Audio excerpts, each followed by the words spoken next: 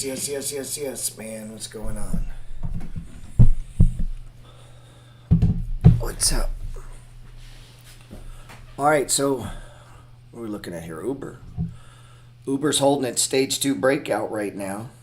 You know, it's one of my favorite plays. It's one of my favorite plays. All right. We got the good. I don't guess I need it on two here, do I? Oh, dude. I'm such a dipshit. Hold on, give me just a second. Hold on.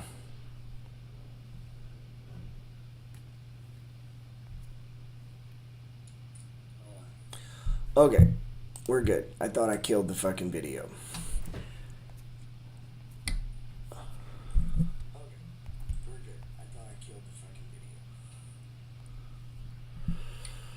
Let's go live again.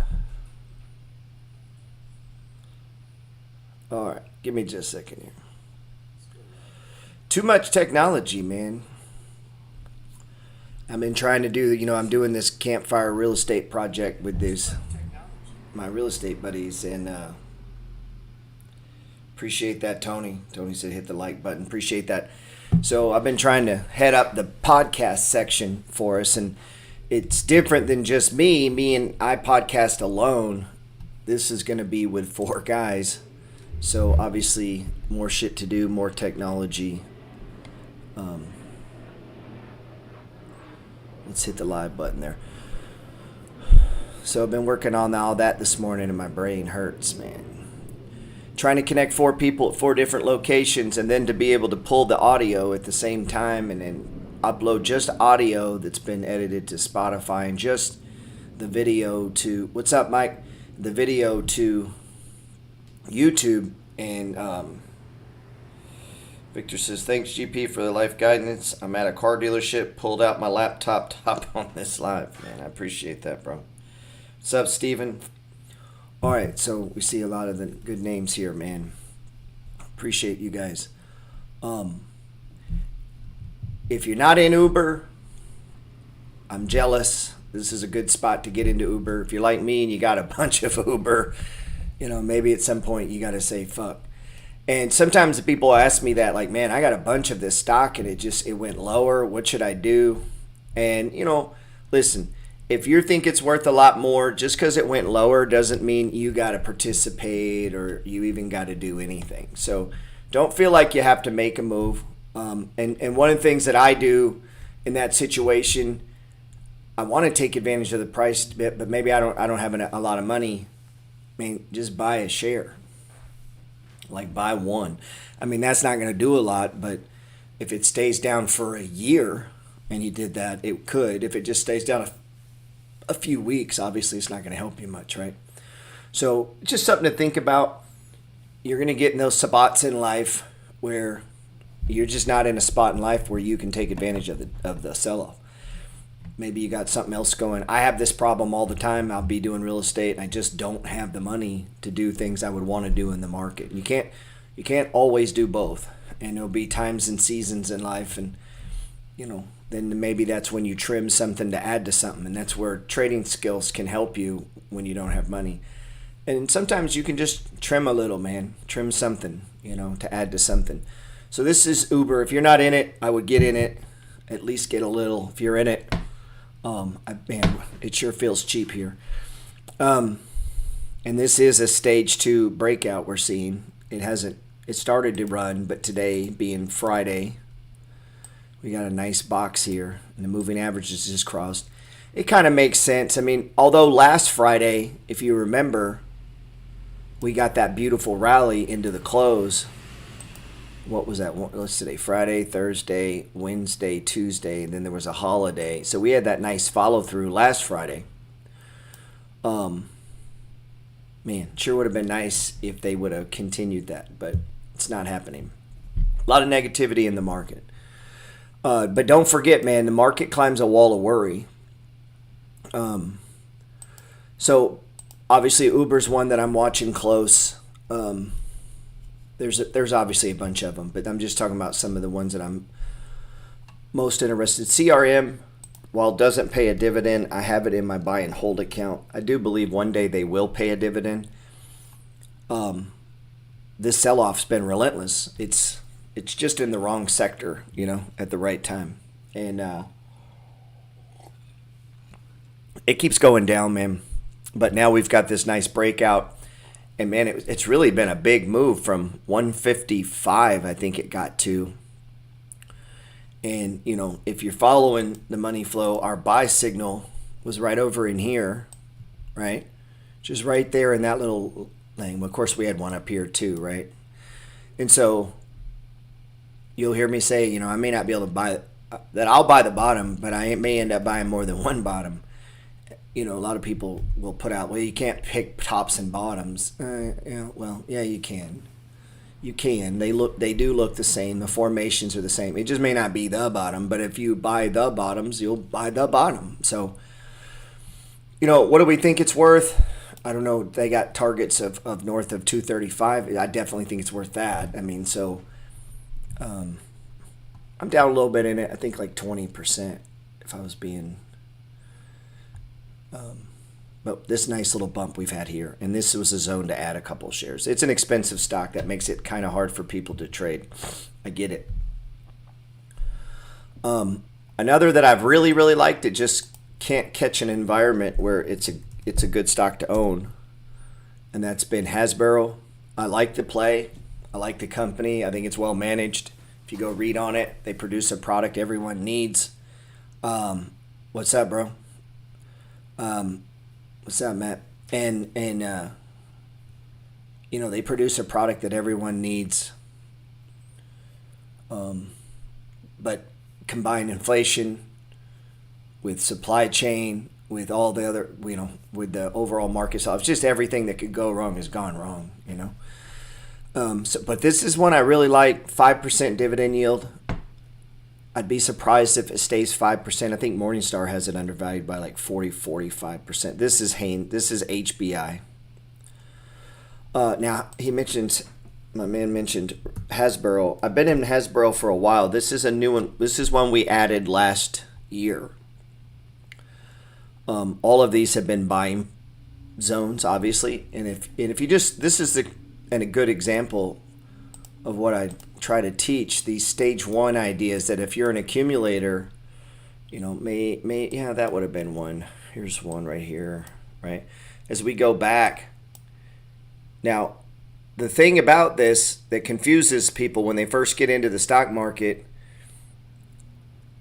that at one time this was cheap, and then at one time this was cheap, but then maybe stocks get reevaluated and that's no longer cheap, and then they come down, and then this is cheap, which is basically where you bought it at over here, right? And then they come down, and then now this is cheap. Now they come down even more, and this is cheap, and the analysts are reevaluating the companies based on current market conditions. It's like, what have you done for me lately kind of game, right? And sometimes that'll confuse people. They'll go, well, when we bought the stock, there was a $60 price target. Now the price target is $40. Which one are we going? It's like, well, you have to operate in the reality of now. And so it adjusts. And these multiples change. They're flowing. And sometimes people will take that, well, the analysts don't know what they're doing. No, they do. They're trying to calculate a mathematical book formula, a book value or a value for the company based on the expectation of earnings. They can't read the future. And the reality is no one can. So all they're doing is trying to make the best guess based on the current earnings, based on the current market conditions. As those conditions change, the price targets change. Now the good thing is when things get better, all the multiples go up, because then stocks, they expand and prices head higher. You just got to get comfortable with that. Let's see. Yeah, so Hasbro's one I've been playing. I like all these stage ones under it. I've got a pretty decent position. So because it's a new stock, let's say it ran up and banged this $100 zone, I probably wouldn't do anything. My position's not that large. I've owned it less than a year. It's not like I've collected a lot of dividends. It hasn't really grown big. The ones that I'm looking to take money off on those stage threes when they run up are the positions that have become larger. In a perfect world, I mean, you could, if you need some money, you could hit it. And maybe you're more aggressive. Maybe you want to turn it over more. There's nothing wrong with that. Nothing wrong with that at all. But I just tend not to do that till the position sizes get larger and larger. And if you do that, then what will happen over time as you build a portfolio, your new positions will be small.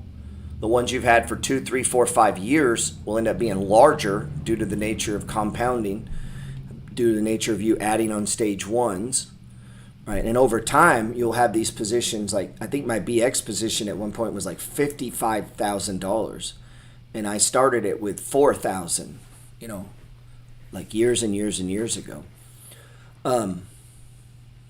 So keep that in mind. They're going to build out, and as you look at your portfolio, a way of rebalancing is as they run up and tag those stage threes. As they do that, then that's a way to rebalance. It gives you an organic way to take gains and profits inside of your portfolio.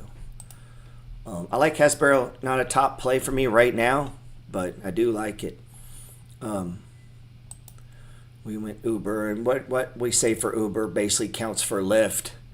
We don't need to run the litany of 10,000 growth stocks that are out there. There's a lot of them on sale. A lot of them look good. Somebody asked me, what do I think of the article that mentions people making $250K? It's insane. I did have somebody, a buddy of mine, push back on me on that article and said that, where you live is also a big determinant. Let's say you live in New York City. Obviously, 250 doesn't go as far as it would in Little Rock, Arkansas. And that's a good point. 250 is $20,000 a month, man. I mean, you do got taxes. Hopefully they're sheltering it. But I don't think that's just people making 250. I think that's people on all levels. And, China has a 50% savings rate. Like the average Chinese saves 50% of their income. The average American saves like 3%. Why do we save 3% and they save 50%? I mean, I think it's 50% last time I read. I used to teach the 50 concept. It's hard for people to get their mind around. The way we did it, was we lived on one income. My wife worked. She made a decent, she made like 35, 40 grand a year. I worked a part-time job, and then everything that I did after the part-time job, we invested. And that was my secret, if you want to call it, man. And so that allowed me to invest $3,000 to $5,000 a month. Well, if you put that into a checking account in 4 months, you got enough to buy a house. I'd put 20% down, or I'd push money into the stock market, right? Sometimes both. And that's how I did it. I continue to do that now. Last year I made $450-something thousand on taxes. And if you go look, I bought $412,000 worth of real estate. You're like, well, goddamn, how could you do that? Well, you got to remember, a lot of my income is tax, not a lot, but a portion of my income is tax-free. You're like, what do you mean by there? Meaning depreciation on cash flow. So like 40 grand a year I make is completely tax-free. I was checking on AT&T, and that 40 grand plus a little bit more covers my bills, man. So anything I make above, say, 60, 70 grand, I can invest. So if you have a $450,000 a year, that allows you to invest a lot of money. And if you have that philosophy going forward, it doesn't take long before you really accumulate a lot of assets, man. Yeah, and like he said it, Chris said it, the big deal is it comes down to debt. I mean, if you make 250 and a lot of it goes to debt, then okay, you might as well make, that's it, like making 70 and not having any debt. Like you're not really getting anywhere. That's why it's super important, man. Debt is the opposite of this stuff. Like debt is the opposite of investing in AT&T. Instead of receiving dividends, you're paying them. This AT&T run's been beautiful. And this is one we kind of got fatigue on. It just stayed down so much. And look at it banging these. Well, when it hits that RSI, you can see it. Now, this is a good example.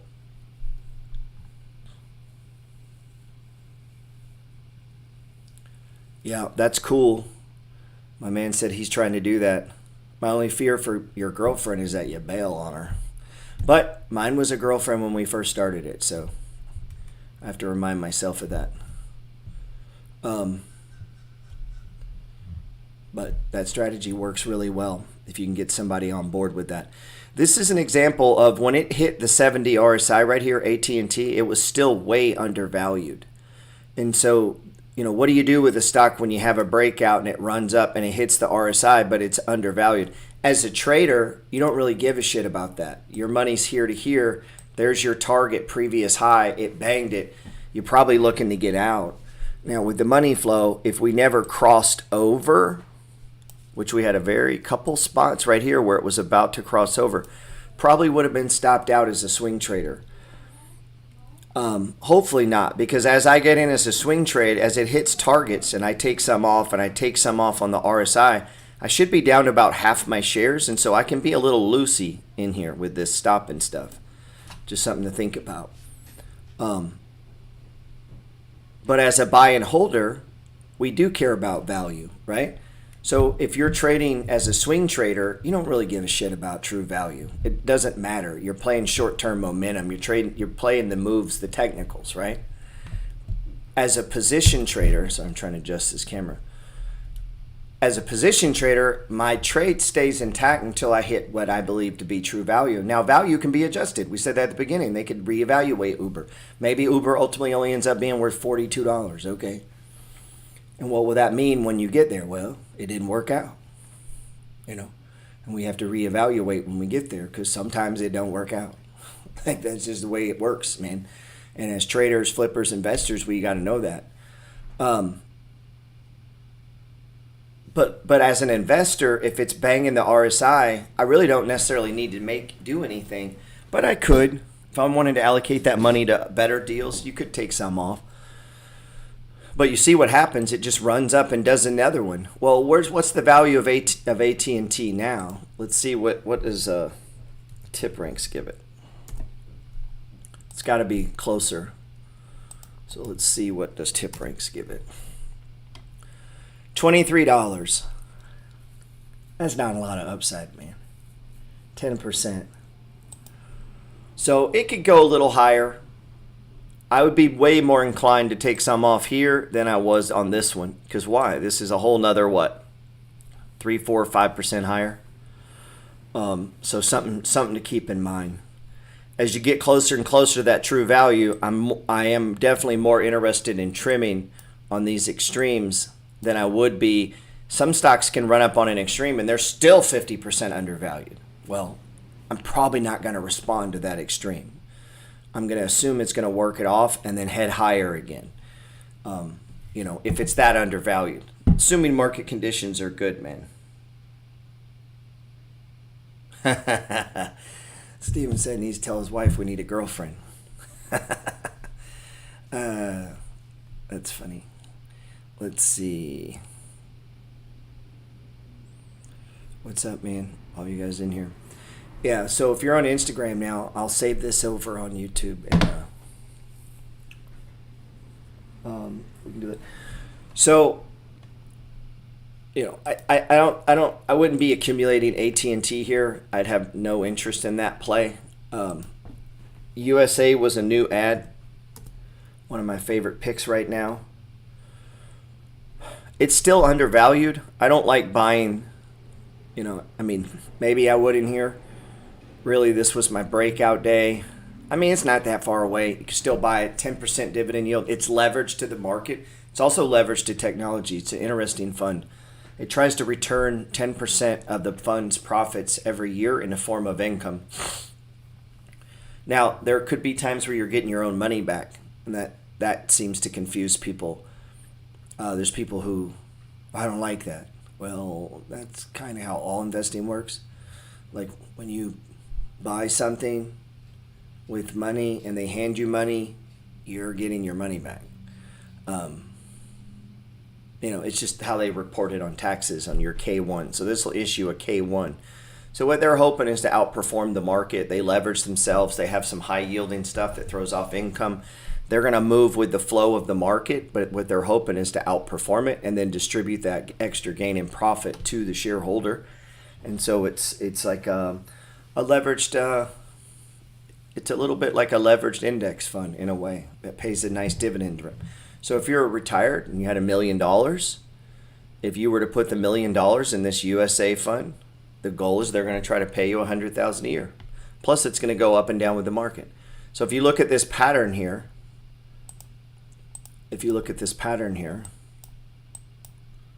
right, you see how it looks. If we were to look at the QQQ, you see it's basically the same. See, that company owns all these index stocks. So USA owns Google, Microsoft, Intel, all these stocks that make up the QQQ, and they own shit that pays 8, 9, 10, 12% dividend yields. So they own technology stocks. They use that to go borrow, they put it up as collateral, and they use the borrow money to buy shit that pays high yield dividends, and they hold it inside the portfolio and they return the earnings to the shareholders. It's a closed-end fund. GLV was another one we added. It's down today. Had run up, pull back. It'll just flow with the market. It'll probably pay out 10% a year returns. We got paid last week, matter of fact. I got $90. I have 1,000 shares. Means I have $8,078 in it right now, and they paid me a dividend of $90. So that added $1,000 to my dividends every year. So I have $8,700. They're going to pay me, 10% of the money back. It means I get my money back, and then I still own the shares. I still have the shares, and they're giving me my money back. So every month they pay me, I have less and less money invested in this, and eventually I'll have no money in it, and I have all my money back. Plus I still own the shares, and they keep paying you. Wow. The ticker for the U.S. fund is USA. Let's see. Yeah, so we own shares. If you own T, you own WBD. Hopefully you didn't sell it. It has gone down. Also on my high conviction list. Does not pay a dividend, but I do think this will be an appreciation play. They own I don't know which one you're talking about. Thanks, GP. Yeah, the USA fund, the ticker is actually USA. I think it's called the United States something fund. I think it's what and they call it USA. GLV was the other one. GLV's back in a buy zone, and that's another 12. I think it actually pays 12%. Now that fund is not going to go to $100. It's going to fluctuate in a 20 or 30% range. It's never going to run up real high. Like this could double and triple. That'll never do that because all the money comes out of the fund. So the higher a dividend yield, the less likely that stock or whatever it is going to go very much higher. You need to understand that because when that's just like at your house. If the money comes out of your checking account, you don't have money to do things. Same in a fund, same for a company. If they pay out lots of distribution, there's a limit it limits their upside as far as growing the company. Just keep that in mind, man. So this is WBD. We got these shares free at a much higher price. I think we got them at $26 free. I had 125 shares free. AT&T spun it off. And you see what that did. This went down, and then look what happened to AT&T. AT&T went, so here's the cool thing. AT&T went up 20, 30%, and the spinoff went down 20, 30%. Now, ordinarily you might think, well, that sucks. Yeah, but this is kind of following the market, and the AT&T is more of a safe play, a high dividend play. People are going to it in the market during times of uncertainty. It makes sense to me that AT&T went up and this went down. It should have went down. The rest of the market went down. Microsoft went down. Walmart went down. Target went down. So the fact that this went down doesn't bother me at all. It actually gives me a chance now to build it up because I only got 125 free shares. I mean, and it's worth $35, $40.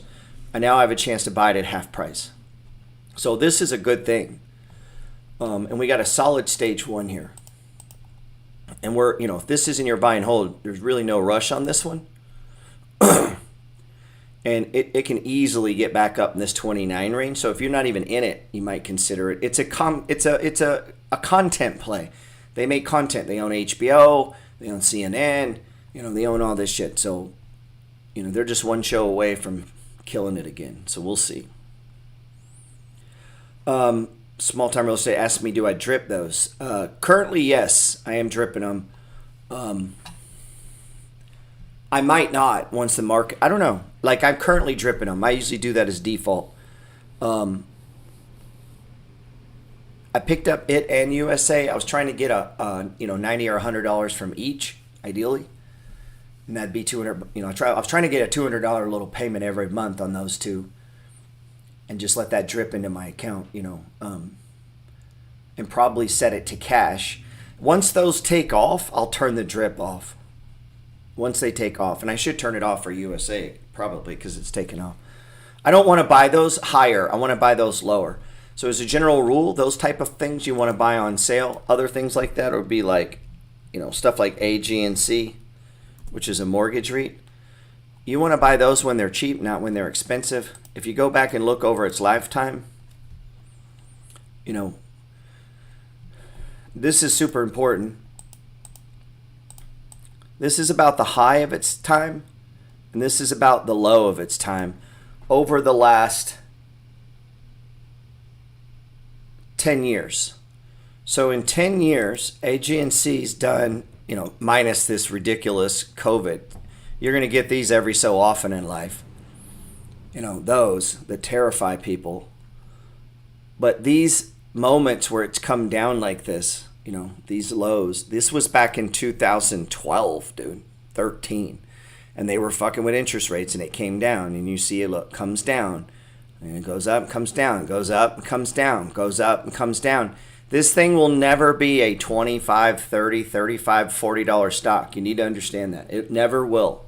It'll never go that high, because all the money comes out and goes to shareholders in the form of a dividend. And so what this is designed to do is to create cash flow, not appreciation.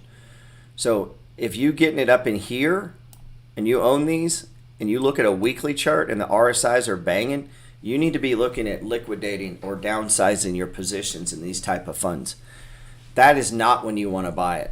In a perfect world, you want to buy when. So think about if you bought AG&C here when everyone else was panicking. For every $5, you could get that. What was it? What is it? A $12 or $20 a month drip. It's 12, 15%, whatever. When it fell to 5, and then it went all the way to 17. You want to be the guy buying income down here, not up here. Does that make sense? So you want to be buying the lows, not the highs, or what you think are the lows. And again, those will never go very high. So if you're putting money into that, that's why sometimes I'm hesitant to have young people do it. They're like 22 and they're buying AG&C, and it's like, okay. But I mean, what do you do? I mean, you want the dividend. That's cool, I guess. You can, drip you could drip it, and if you did that for a long fucking time, it'll add up to a lot of money. I don't want to discourage people from doing that. I just want to make sure they understand it's not like a Netflix or a Google or an Amazon where it's going to go. What about tax liability and Norma's brokerage account? Yeah, you pay your taxes. It's like, what about tax liability of having a job? You got to pay your taxes, man.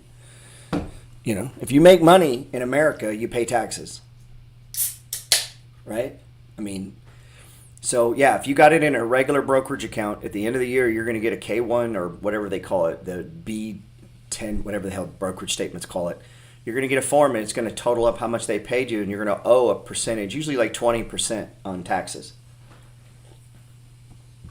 Now, mine are all in a tax sheltered account. IRA, SEP IRA. You could have it in a Roth. And I have them tax sheltered. Yeah, if it's not so if it's not a qualified dividend, then all these have different tax structures, and they'll, when you get your tax form, it'll show you on there based on what what box they put it in, how it gets reported. I mean, I get stacks of K1s. I get stacks of the B19, whatever the hell it's called. And you just makes your taxes more complicated, man. It just becomes part of life. I've got a partnership. I've got fucking LLC. I've got a corporation. I've got all, I mean, it just stacks, dude. My tax return is like 300 pages. Hey, G, why would you be doing a monthly time frame? Because of the lesson I was trying to explain, man. That this thing will never go very high. This is a 10-year outlook on this stock. And so the highest AG&C has been in 10 years is $17. And the lowest it's been is $5. And that's what we call a kangaroo tail. More realistically, in the last 10 years, it's gone from $7 to $17. And basically, the average price of AG&C is around $12 over the last 5 years. So if you had bought this at the high 10 years ago, it's right now back to where you paid for it 10 years ago. Let that sink in. You're like, wow. Yeah, it's the same price. Now, that's discounting that you've dripped 10 years of dividends. So it's not, yeah, while it is the same price, your position is going to be doubled. You're going to have double the shares because in 10 years, if you do this rule of 72, right? Rule of 72, every 10 years, you'd be doubling your money. So whatever you bought here would be doubled here along with the dividend. So if you were getting a $100 a month dividend here, you're now getting way more than, probably more than 200, but say 200 and you have $25,000 of it. Now, nobody trades or invests like that. So that's why I hate those comparisons. Like if you'd have bought this in 1970, well, first off, I wouldn't have bought it one time. And I probably wouldn't have put 10 grand in it the first time. I would have bought some shares, let it pull back, bought some shares, let it pull back, bought some shares. Like that's how I do it. So to me, you know, and now what if you bought a bunch here? And then it went back to here. Like you see how once you learn the money flow, it's not static like that. So when you're looking at this, it doesn't have to be static like this. And you know, if you're looking at it, you got to play in these moves. And so as you use these skills of buying stage ones, I think you can see how buying a stage one here and then taking some down up here, you know, and then allocating that to another product. And then as you move forward and as you're managing this portfolio, you can see how you can way exceed just flat buying, holding for a decade, which works. So if we combine that concept with that works with the concept of, you know, managing your money around these stages, I really think you'll be happy with the outcome on that. Let's see. Yeah, and like Deb said, they're buying, wish you'd have known. Yeah, me too, man. More money, more problems for sure. Wall Street junkies seem to not like them because of the taxes. Of course. Now, I'm friends with Wall Street junkies, so don't be a bunch of little run over and tell on them. A lot of guys like to do that. Oh, Gerald said something bad about you. People will run and tell. They'll be like, Gerald said he doesn't like options. I just wanted you to know, Professor, he doesn't like day trading. He knows I don't like it, man. Don't be a tattletale. You got to understand, Wall Street Junkie is a financial advisor, guys. He has a license, which means he is somewhat limited in what he can tell you because you could sue him because he's a licensed advisor. I'm not. I'm just a fucking idiot on YouTube, right? So if you go to a licensed person, understand they're going to tell you things within the parameters of their license. And that doesn't mean it's good or bad. I'm just saying, like, they have rules they have to follow, right? He said stitches get stitches. Snitches get stitches. Yeah, fiduciary responsibility. So if you go to your financial advisor, and then it's not, I'm not saying that's good or bad. I'm just saying you need to be aware of it. So it's like a guy with a hammer sees a lot of nails. And maybe we don't need to hit it with a nail. Maybe we need a different tool. But he has a hammer, you see? So a lot of times advisors are given from their point of view, or what the general customer they have. You know, they're not going to say, honestly, man, you know what you should do? I think you should invest in some oil wells. That's never going to come out of their mouth. They're never going to say, you know what, man? I wouldn't even buy stocks right now. You should go buy that duplex that I'm going to get no cut on, have nothing to do with, and not get a cut on. They're never going to do that, you know? So you got to take their advice for what it is. They're operating within a box that they're in, you know? Some of them can, some of them will. I'm not saying all of them, but just keep that in mind. I get people all the time be like, you know, my 401k director says, I'm like, dude, what your 401k director's doing and what I do are two completely different things. I'm not bound by any funds. I don't have to follow any sort of balancing the portfolio. I could put it all into fucking Bitcoin. Like I don't have these constraints that a fund manager would have. I'm not being sued by people. Like, so that's how an individual can outperform the market and outperform their peers and outperform people is. Now, you won't outperform if you think the answer is I'm moving in and out of my money. I'm going to take all my money out, all my money in. Those people almost never outperform, which is why I'm not an advocate of that. Even if the market's going down, I'll hold my stocks and write it down because I know what happens. I've been through that cycle enough to know that when you get into this all in, all out mentality, yes, maybe you get it right and you'll do great. Most of the time people don't. And then when they get out, they don't know when to get back in. And then all of a sudden the markets run on them. So if you believe in the long-term sustainability of the market, now we have that edge that people who just buy and hold have, and we can combine trading, meaning stage ones, and we can see what a state, man, when you combine those two, the belief in the market, a long-term view, and the ability to move money or trade around stages, this only works for you if you believe in the buy and hold concept. This is true. This is buy and hold on steroids, man. Because it gives you a window or an opportunity to take advantage of lows with strength and courage. And it gives you a way to know how to take gains without getting out of, you know, I mean, people I've met who sold all their Tesla because they had made it and just to watch it double again. And I'm like, well, why did you sell it all? Well, you know, so what we're trying to do is combine the best of all worlds. You know, to be honest. Is it going to be perfect? No, we'll fuck it up. I mean, we get it wrong. Let's look at the banks, I think, are a great opportunity here. I do not have near enough exposure, and I'm feeling bad that I missed my spot. I know some people inside the Money Flow gang were on this. It's one advantage to being in the Discord is I'm going to put out my trades. I'm going to put out my moves. What I'm hoping that people get out of it is, yeah, they're going to get something from my moves, maybe education, maybe they're going to follow me on some of those moves.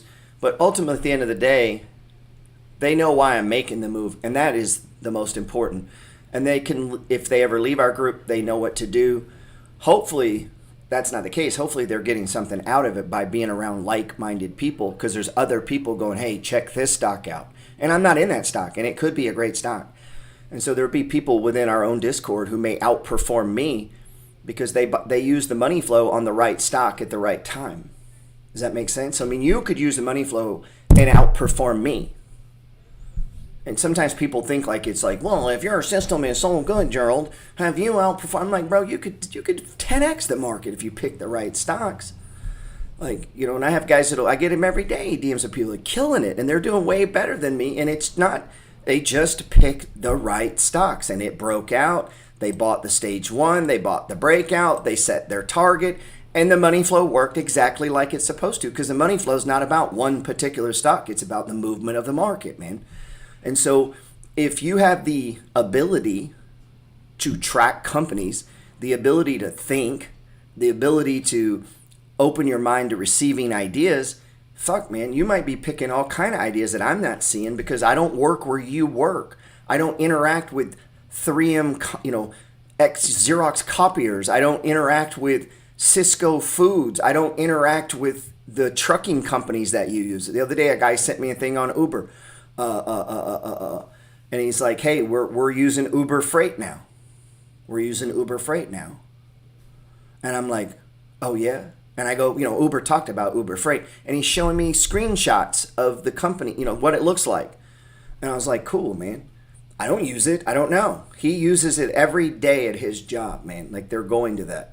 So that's cool, right? Having people that work at Delta tell me, Gerald, this is how to make money on the airline play.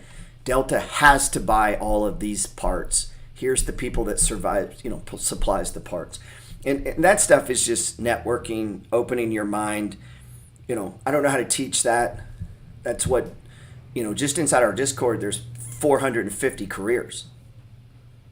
And I wish we could get better at that as a group. I don't know. I don't know. I'm just green light thinking. I wish there was a better way to codify that. I wish there was a better way to. I wish we could have a list of the companies we're all interacting with on a daily basis. Just not even in our home use, but in our business use. It's fascinating. Insurance. Maybe your company's switching to insurance. Like all these little things are signals for you that could be something that make you a lot of money. And as you learn to use the money flow, you'll know how to act on that information. That's what I hope, anyway. Anyone get in at least 10K? No, I don't have 10K. I actually only have one share of Google. So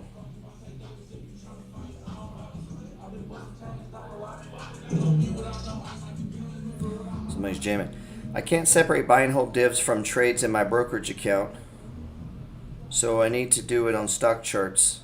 But some stuff like C and SBACs, I can't decide whether it's a trade or a hold. Starbucks should be a hold. Why not just keep them, man? Let's see. I like them. I like both of those stocks. So, I'd rather trade around them, if that makes sense. Like, meaning keep a core position in Starbucks all the time. Starbucks looks great here. It's moving higher. Now, this is past a buy zone. The perfect buy zone was that day right there.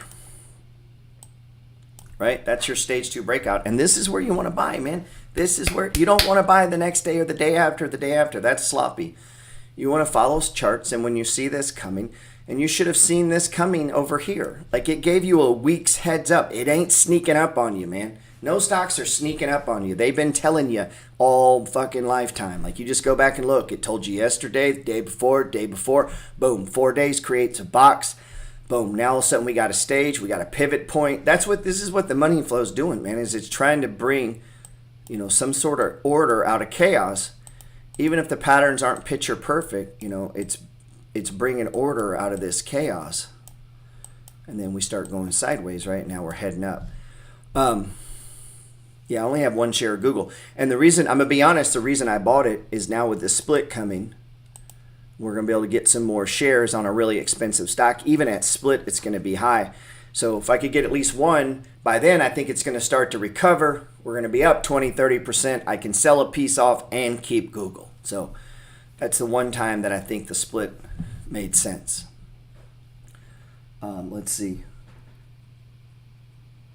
Yeah, man, I would keep Starbucks. I've owned Starbucks since it was like in the 30s. So for me, one day it'll be a $250 stock. They'll keep growing the dividend.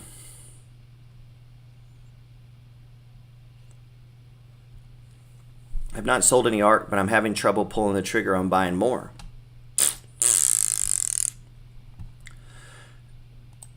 Now that's a mental thing. So, the time you want to buy ARK from here on out, one, stop listening to any news and people talking bad about Kathy Woods. That's the first thing. As soon as they start doing that, they go on the ignore list.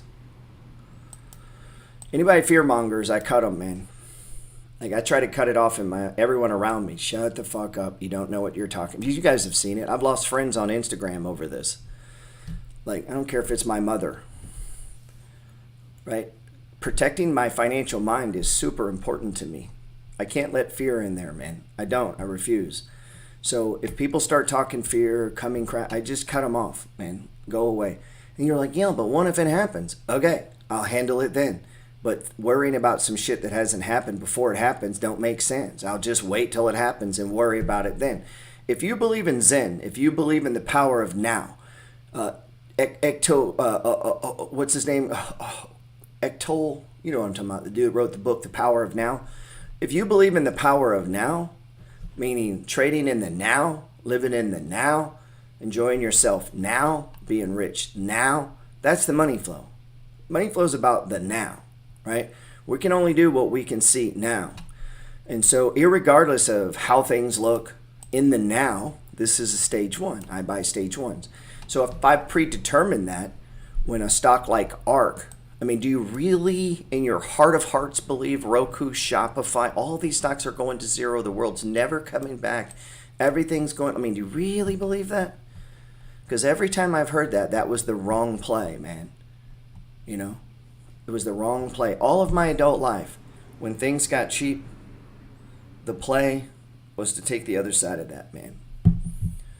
So, you know, if you're buying stage ones, you just accumulate some, man. And it's just one piece of your portfolio.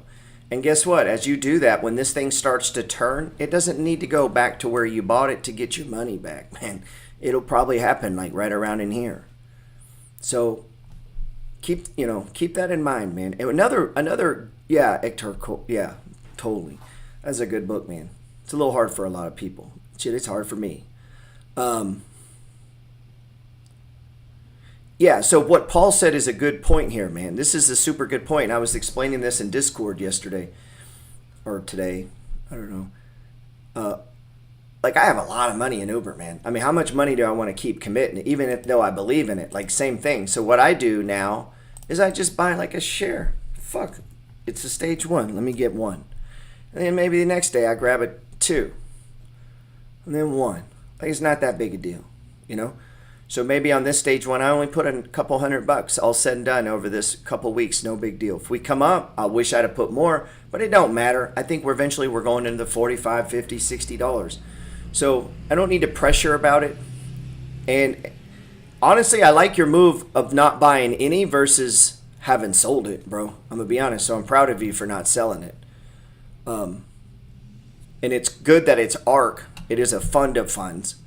So, and I was telling someone the other day, man, if like you have Roku and you have all these, and you're like, fuck, I don't know which one to add to. Just add to ARK, man. And when ARK takes off, those other stocks will take off. And in the future, you can trim your ARK and go back to buying growth stocks. I mean, you know what I mean? Like, same in oil. If oil gets smashed and you don't know which ones to buy, just buy the damn ETF. You can always trim out of the ETF and into the stocks as things improve. I always buy a share or two of Uber. Yeah, man. It's such a awesome technology. It just shocks me it doesn't go higher. Adding Cisco, your thoughts? Yeah, I love Cisco. Cisco's the dog of the Dow, I believe, right now. Let's look at Cisco. Yeah, this is stage one. Remember, we got our pivot point. Now, you'll hear me talk about the 10% rule. I don't talk about it a lot anymore. It tends to confuse the shit out of people. I have a rule that if a stock drops by 10%, I don't do anything. I don't buy it. I don't sell it. Nothing. For 3 days, I go research. It falls into that window of the box and all that. Box is 4 days. And what I'm doing there is forcing myself to wait, to go read and study, see what really happened. And then in the meantime, hopefully I'm going to get an anchor point. That was our anchor point. We need at least 4 days for a box. 1, 2, 3, 4. And I prefer price be above the 5 day. It doesn't have to be, but if we did wait on that, that puts our first buy right here on Cisco, right where we're at. So I like it, man. This is a buy and hold for me. So now I have a buy signal on Cisco. And what we're hoping is it'll get back to doing this, which is money flowing. That's money flowing right there. So if you hear me, this is a money flowing stock, right? Doing it perfect. Sometimes they get out of whack. Look at this giant stage that was built here. Look at that. And then it broke. So instead of being a 1 that ran into another 2, it turned in from a 3, it turned into a 1, turned into what? Another stage 4 decline. So pretty cool, man. Pretty cool.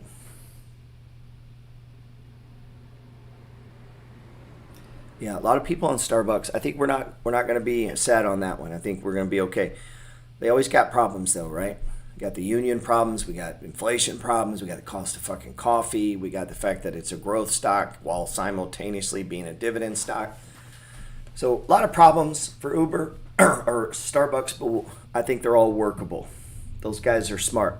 Remember that, man. A lot of these managers, supervisors, CEOs, they're smart people. We're investing in some of the smartest people in America. It's really what we're doing. And don't let yourself get shook out. Your long arc at 108. Well, man, I'd sure add to some arc down here. I definitely would, man.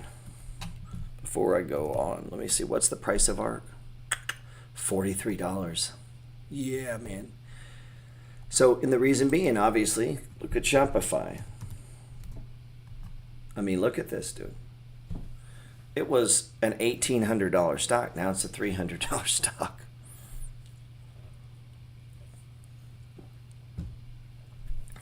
What tends to happen, what's bad keeps happening.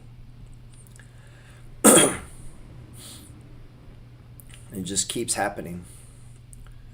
And what goes up tends to just keep going up, until finally something happens to change that paradigm. I mean, look at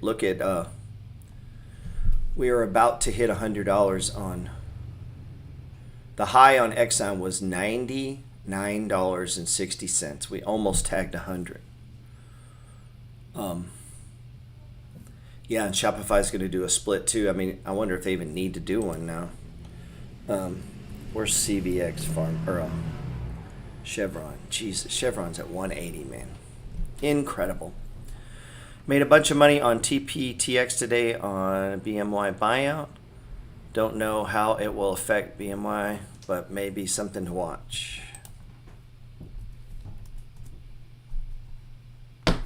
Yeah, it didn't even really move the stock much. TPTX. There were some people in Discord that hit on this one too. Woo! Nice, bro. Congratulations.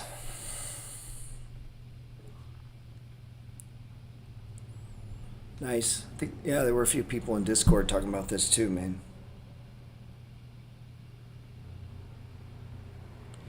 If I had 3 shares of Exxon or CVX, would you sell one now or wait? Yeah, I would sell one. Now that's assuming you didn't start with 10.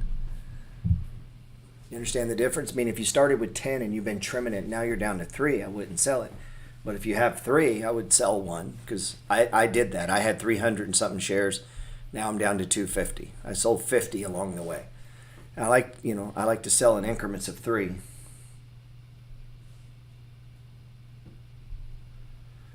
Yeah, so that's a big win. What do you do on a big win like this? This is what happens when you play this game.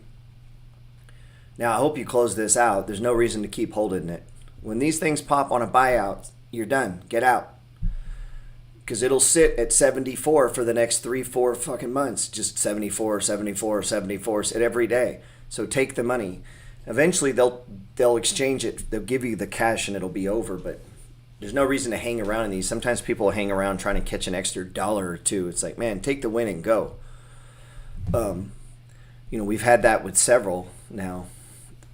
Last year was quite a few of these buyouts. So hopefully more of these come. This is nice, man. You wake up. This makes up for a lot of fucking mistakes. If you made a lot of mistakes, this made up for it, man. If you had 100 shares of that, you just turned 3,400 into 7,400. Congratulations, man. You closed it. Good job, David. How many, if you don't mind sharing, did you have more than 100 shares or 100 or more? I mean, 10 shares would have been nice.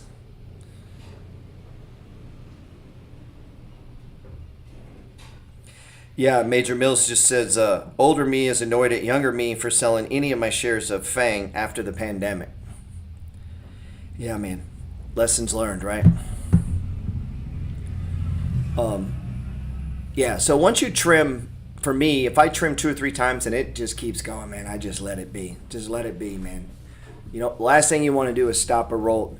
The worst feeling in the world is to have owned something that's going the right direction and then you close it or get out just to watch it keep going. I'd rather be stopped out You know, I mean, because nothing, like, you just fucked yourself up. You could have done nothing and made money, and yet you did something and now you're not. And that's worse than having a stock go down, in my opinion. Because I've done it enough that it just, man, I got a story on Netflix that, man, it could have changed my life, and I closed it out right before earnings like a complete dipshit. Still 17 shares. Hey, man. Feels good though, right? You see the possibility. So if you're a guy playing this, say a guy was playing this and he had 300 shares. 300 shares. You know? He just made 10, 12 G's. Bam. Just like that. Damn. That is nice. Still good, man. Congratulations. Yeah, man, that's beautiful. I think that's about all I got, man. Hanes Brands is top of my list. I know it's a boring trade, but that's one I'm accumulating. I like the Starbucks trade. I like the banking trade. I feel like it's gone a little too far for me to play. If we were to pull back, I'd be back interested in that. For a minute I was entertaining getting triple long with the DPST. Should have done that. It's now at 32. If that pulls back right around in here, I might be looking. Plug is one of the few trades that I have going now. Plug and UTSL. Could still add to Plug here. Plug is a trade I'm in, and UTSL, it's a trade, but I also keep some all the time. Let's see. But I actually have it. If I could type UTSL, what's going on here? We're trying to tag this $48 region. Hopefully we get it. Still above the 5, 10, 20. So everything looks good in this trade, man. So I would stay with it. I would not add here. You know, the move was down here, right? The stage one. And if you look at this thing, money flow is so pretty. It has for a while. It's been one of our better trading. It's not a stock. It's an ETN, but similar. It says, how long do you look to hold 3X stocks? Well, I mean, they're ETNs, not stocks. It depends on your risk parameter. Some shit, I'll hold it, man. I'll let it build up. You know, if it's a sector ET index, usually they don't close them; they reverse split them. So if they get down too low, they'll reverse split it and just keep you in the game. You just have less shares now, right? You know, they're designed over time. If you do hold them, most of the time you'll deteriorate out. Some of the bigger ones like TQ, UPro, you know, mathematically holding them has worked over time. You know, could it not work? Yeah. I mean, you gotta understand, anytime you're doing leverage, there's risk involved. And those are risky. I like them. I like them better than options. You know, if I was going to put a $5,000 options play on, I'd rather put $5,000 into a triple leveraged ETF and just hold it. And if I lose it, I lose it. If it goes up, great. You know, I look at it like an options trade. I mean, that's why I always say don't put the same amount. If you normally take a $3,000 trade, don't take a $3,000 trade of a triple leverage, because in reality, you're taking a $9,000 trade, right? So you want to keep it equivalent. Yeah, MFA just did reverse split. Sometimes they have to do that for requirement purposes because they can't be a $3 stock on a certain exchange. So they got to reverse split it. Citigroup's done this a bunch of times. Citibank, a lot of stocks have done this. GE's done it. You can do reverse, and you can do, you know, forward. You can, a lot of ways you can do a stock split.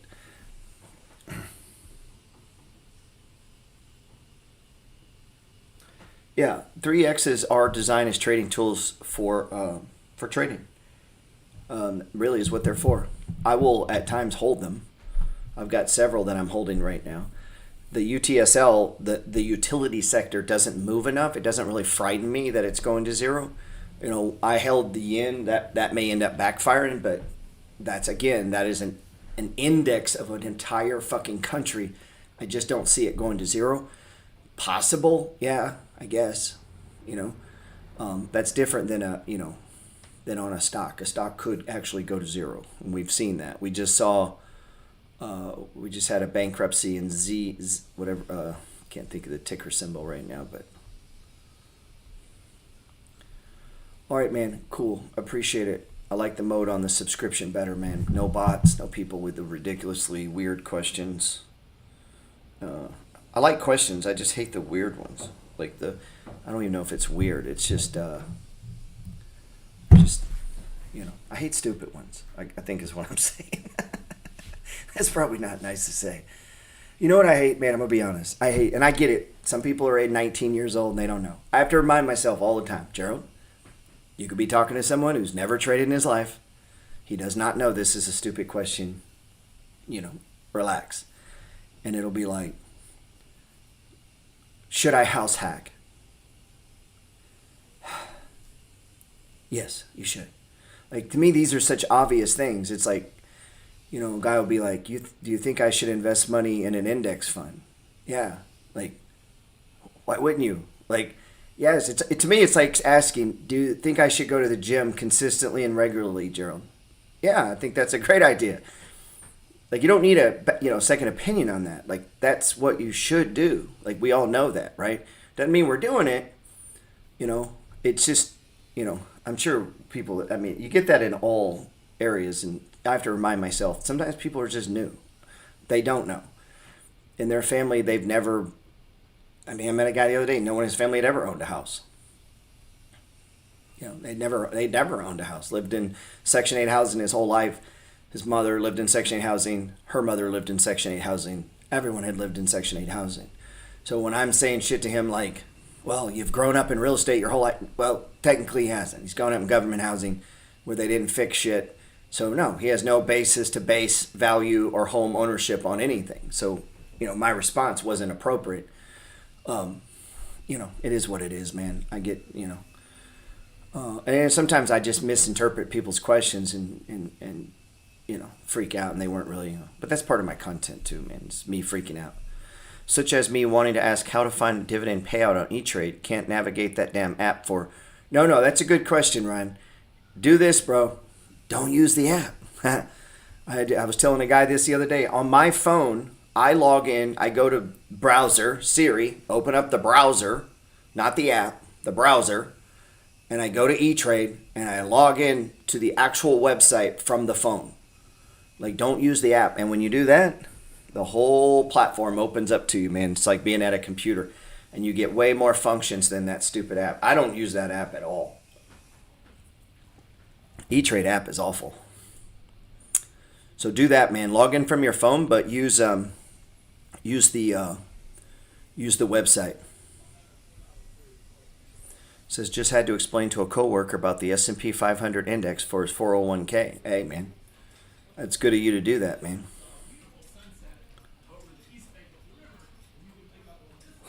There's this dude that we have these horse tours that come by our house. Living in the French Quarter is all these tourists here, they come through the quarter. So if I open my door and I sit on my porch, these horse carriages will come by. There's this one dude every time he'll be like, and here are the rich residents of the French Quarter, and he'll point to you. He'll make jokes. It's funny, man. My generation love app, forget to use the internet. Yeah, I have to remind people that all the time. Don't use the app. Use the actual website, and it'll make it a much easier, better experience too, man. All right, man, I appreciate you guys. I got to do I'm trying to work on a new platform for this campfire real estate project I'm doing with Welby, Dan, and Mark, and trying to get us all four on the same platform where we can all use it from different locations and mobile, boom, and be able to strip out the audio to post it to Spotify, to put shit onto YouTube. I'm trying to head up that part, man, and it's fucking... Technology's a bitch. Riley MF here, yeah, man. Yeah, man. You guys be good. You think I can help you with this weekend, let me know. Oh, hey, if you're looking for a TV show, man, and you got HBO Max. I loved it. I watched the whole season in the last 3 days. We Own This City. I don't know if you've seen that. We Own This City. That's crazy shit, man. If you like the show The Wire, the same people that made The Wire made this show. We Love This, or We Own This City, and it has to do with a little bit of Freddie Gray, a little bit of the Baltimore police. It's the Baltimore Police Department. It is fucking crazy. It's a crazy show. You're just like, man, these guys are crazy. It's if it's half true, it's it was very shocking and at the same time exciting show, man. Still planning to jump on Zoom today. No, it wasn't Zoom that I was doing it on. I was testing out this podcast platform, but I don't know. I got to see how far I get, and if I get far, I was going to just ask some people to be guinea pigs so I can push buttons and do shit with people on there. So you guys be good, man. I appreciate everybody coming in today.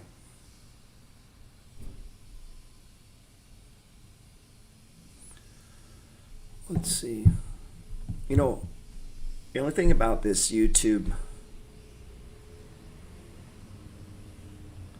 I'm going to try to share this video again and see. I think it goes to everyone, though. See, they have this thing on, you can do subscribers on there, but if it shares to everyone, that's kind of bullshit, man.